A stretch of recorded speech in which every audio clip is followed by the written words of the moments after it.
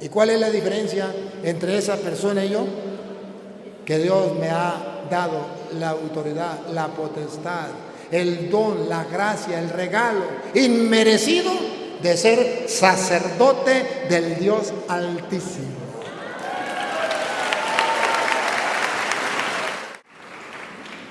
Bueno, para mí es un gran honor tener a mi profeta favorito. Padrecito, yo lo que quería preguntarle es lo siguiente. Muchas personas dicen que los sacerdotes son igual que cualquier persona. Y yo les alego que no, inclusive católicos. Les alego que no, porque ellos están ungidos. ¿En qué consiste la unción del sacerdote? Levítico 21:8. El Levítico 21:8 nos viene a explicar dónde está eso que ustedes y yo vemos en el sacerdote. ¿Por qué la Iglesia Católica nos enseña eso? Pero no solamente está en Levítico 21:8, lo va a buscar ella también en Hebreos capítulo 5, versículo 1 en adelante. Usted, Hebreos 5:1 en adelante. Hebreos 5:1. Y usted, Levítico 21:8. Oigan. Le santificarás.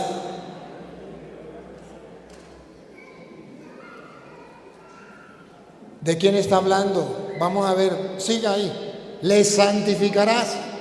Por tanto, pues el pan de tu Dios ofrece, santo será para ti, porque santo soy yo, Jehová, que os santifico.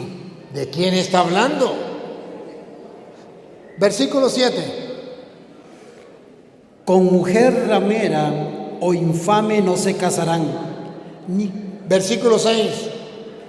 Santos serán a su Dios, y no profanarán el nombre de su Dios, porque las ofrendas encendidas para Jehová y el pan de su Dios ofrecen, por tanto serán santos. Con mujer ramera o infame no se casarán, ni con mujer repudiada de su marido, porque el sacerdote... ¿De quién está hablando? Del sacerdote. El sacerdote es santo. El sacerdote es santo. Hay dos maneras de ser santo. Una, la manera de Dios.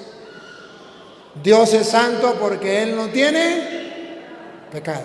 Él es el santo de los santos. Eso es una manera de ser santo. Ninguno de ustedes y yo podemos ser santos de esa manera. Y hay otra manera de ser santos. Cuando Dios nos santifica. Cuando Dios nos limpia, cuando Dios nos perdona, cuando Dios nos da su gracia, su misericordia, nos hace santos. Mire, el sacerdote será santo. Repítalo, ¿será santo?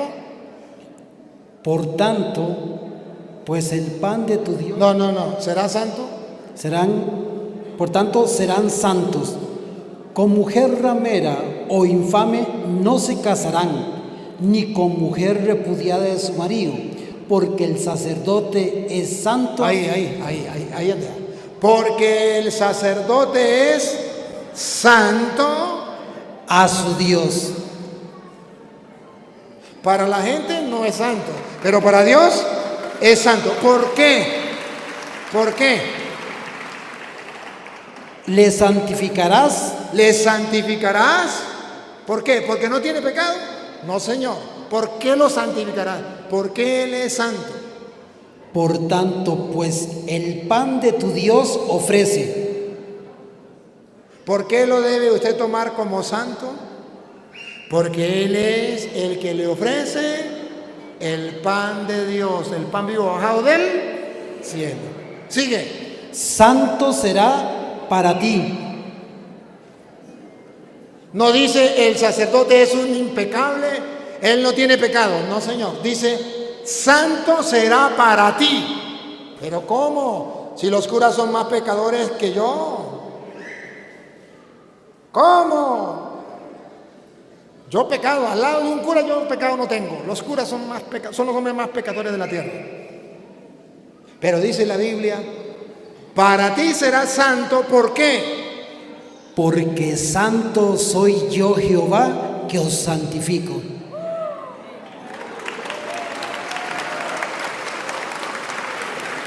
Porque yo me comprometo como Dios santificarlos y usted tiene que respetarlos. De modo que el sacerdote usted no lo respeta porque sea un hombre impecable. Eso es doctrina de los protestantes, que los curas tienen que ser impecables. Pero eso no es doctrina de Dios, eso no está en la Biblia. En la Biblia está escrito que el sacerdote es un pecador, pero que usted lo debe tener por santo porque Dios lo eligió para que le dé el pan de su Dios y porque Dios lo santifica y porque Dios lo manda. Punto, he dicho, caso cerrado.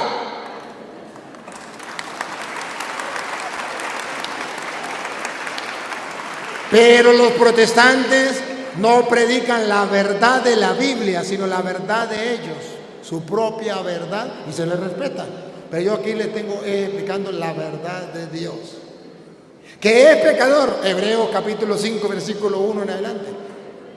Van a ver que el sacerdote es importante. ¿Por qué es importante? Y van a ver que es pecador.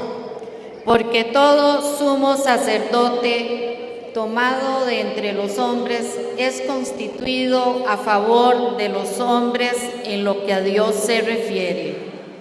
¿Quién representa a los hombres delante de Dios? El sacerdote. En lo que a Dios se refiere, ahí está el sacerdote. Para que presente ofrendas y sacrificios por los pecados.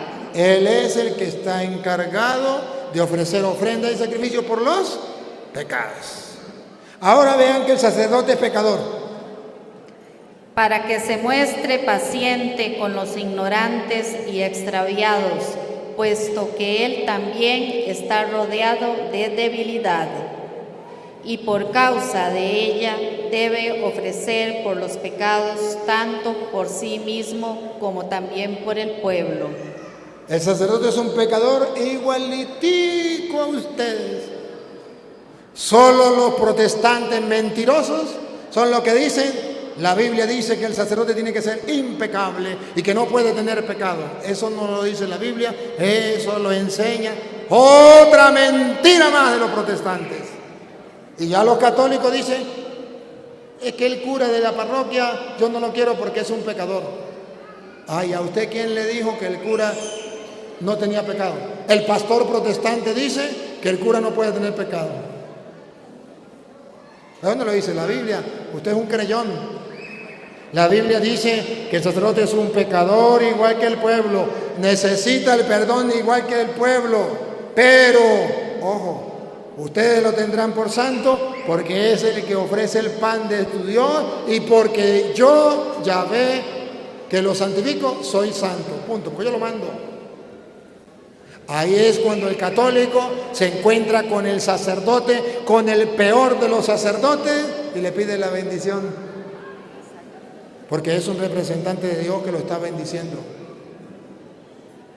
Pero los protestantes que no creen en el sacerdote, en vez de pedirle la bendición, le dicen Dios te bendiga.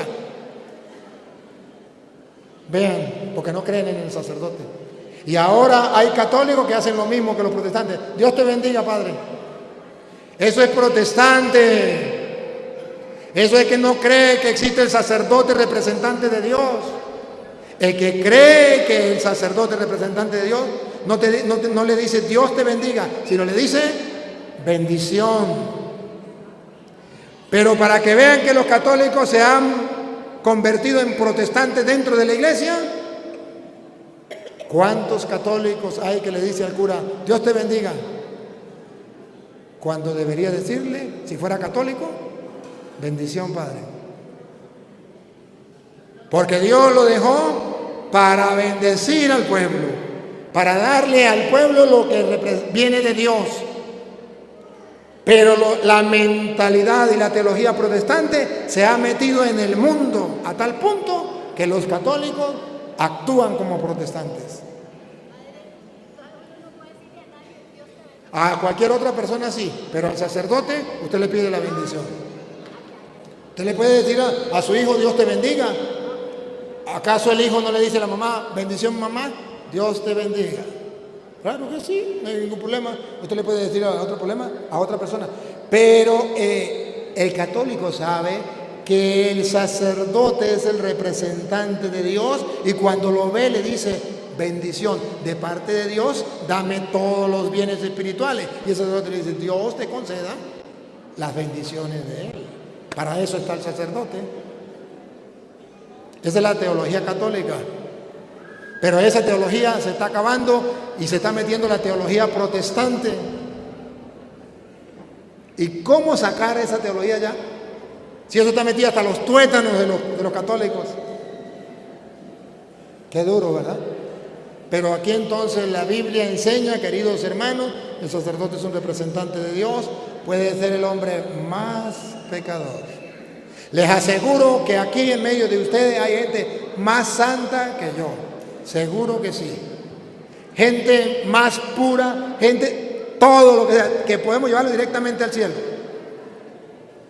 ¿Y cuál es la diferencia entre esa persona y yo? Que Dios me ha dado la autoridad, la potestad, el don, la gracia, el regalo inmerecido de ser sacerdote del Dios Altísimo.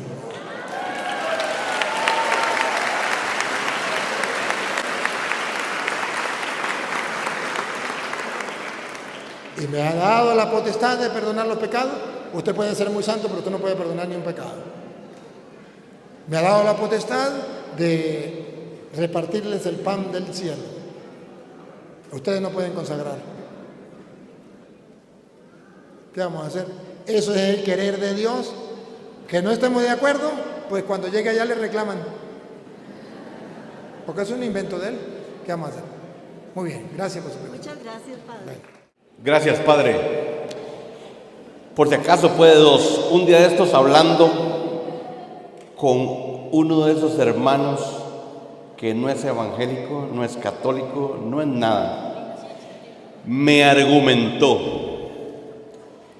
Es que en Hechos 2:40, o me argumentó Hechos 2:48, que Dios mismo dice, no voy a habitar en ningún templo hecho por manos humanas. Para que usted nos ilustre en esto. E igual le pregunto sobre algo que es eminente, la declaración de María como corredentora, que quizá muchos católicos ya la esperamos. Instrúyanos de cómo ir a defender en el futuro la declaración que la Iglesia eminentemente hará de María como corredentora. Gracias. La orden. Dios no habita en ningún templo hecho humano. ¿Qué está diciendo? Que el pueblo de Israel afirmaba que solamente Dios podía estar en el templo. Más nada. Por eso el templo era tan sagrado. Por eso mataron a Cristo cuando dijo, destruid este templo y en 3 días será reconstruido. El templo, ahí era donde estaba Dios. El pueblo judío pensaba que solamente en el templo estaba Dios. Por eso recuerda que también Juan 4, todo el 4, donde habla del pozo de Jacob con la mujer, le dice dónde debemos adorar a Dios, en no sé dónde o no sé de más. Y Jesús dice, los verdaderos adoradores adorarán al Padre en espíritu y en verdad. ¿Qué está diciendo? Está diciendo que nuestro Dios está en todas partes al mismo tiempo. ¿Qué más está diciendo? Que usted puede encontrarse con Dios y hablar con Dios en cualquier parte. Y eso era cosa distinta a lo que enseñaban los judíos, que todo era con relación al templo. Entonces viene la pregunta, y si Dios está en todas partes, ¿por qué yo tengo que ir al templo? ¿Y por qué nosotros los creyentes, los católicos, creemos que Jesús está en el sagrario. ¿Cuál es la diferencia de nosotros y la del pueblo judío cuando se le dice que Dios no habita en templo hecho por manos humanas? Porque usted y yo creemos que Cristo está en el templo, pero también creemos que está en el pobre, pero también creemos que está en el enfermo, pero también creemos que está en todas partes. Pero cuando vamos al templo es porque nos congregamos como familia en torno a la mesa del Señor y en torno a nuestro Padre Dios. Y está escrito en Hebreos capítulo 10, versículo 24. Hebreos capítulo 10, versículo 24. Tenemos que congregarnos. ¿Y dónde nos vamos a congregar? En el templo. Y ahora Jesucristo dijo: donde hayan dos o más congregados en mi nombre, allí estaré yo en medio de ellos. O sea, que si hay uno solo, ahí no está Dios. Ahí también está Dios. Entonces, ¿qué está enseñando Jesús? Que Él quiere que nos congreguemos. Y que donde Él se congrega, ahí podemos nosotros encontrarnos más plenamente con Dios. Pero también lo tenemos que hacer solo. Es lo que se llama oración personal y oración comunitaria. En la Biblia está la oración personal. Cuando vayas a orar, entra en tu cuarto, cierra la puerta y ora en secreto a tu Padre que ve en los secretos. Pero también está la comunitaria, donde hayan dos o más, allí estaré yo reunido en medio de ellos. O Hebreos 10, 24. Y considerémonos unos a otros para estimularnos al amor y a las buenas obras, no dejando de congregarnos. No dejando de congregarnos, Como algunos tienen por costumbre. como algunos tienen por costumbre. Entonces nos congregamos y no podemos caer como otros que no se congregaban. Y los mismos hechos de los apóstoles nos vienen a mostrar cómo era que se congregaban los cristianos. Por ejemplo, Hechos capítulo 2, versículo 42. ¿Se congregaban para qué? Vamos a ver, Hechos 27. ¿Se congregaban para qué? Primero, Hechos 2, 42, Hechos 27. Y perseveraban en la doctrina de los apóstoles, en la comunión unos con otros, en el partimiento del pan. Ahí se congregaban para el partimiento del pan, se congregaban para la enseñanza de los apóstoles. El otro, 27. El primer día de la semana, reunidos los discípulos para partir el pan. El primer día de la semana se congregaban para la fracción del pan. Entonces, hay citas donde habla que Dios no vive en un templo, para decirle a la gente que Dios está en todas partes. Y hay citas donde dice que se congregaban en el templo, en la sinagoga o en las casas, para decirnos que nuestra fe no es sola, que es fe de congregación, de iglesia. Iglesia significa congregación. Si usted agarra un texto por separado, entonces usted dice: más nunca me congrego en un templo. O si usted lo agarra por separado, usted dice: solo en el templo me reúno con Dios. Y tiene que ser las dos cosas. Debo reunirme con Dios a solas y debo reunirme con Dios en comunidad, en iglesia, en congregación, en un templo. Y creemos que ahí está Cristo, porque Él dijo: yo soy el pan vivo bajado del cielo.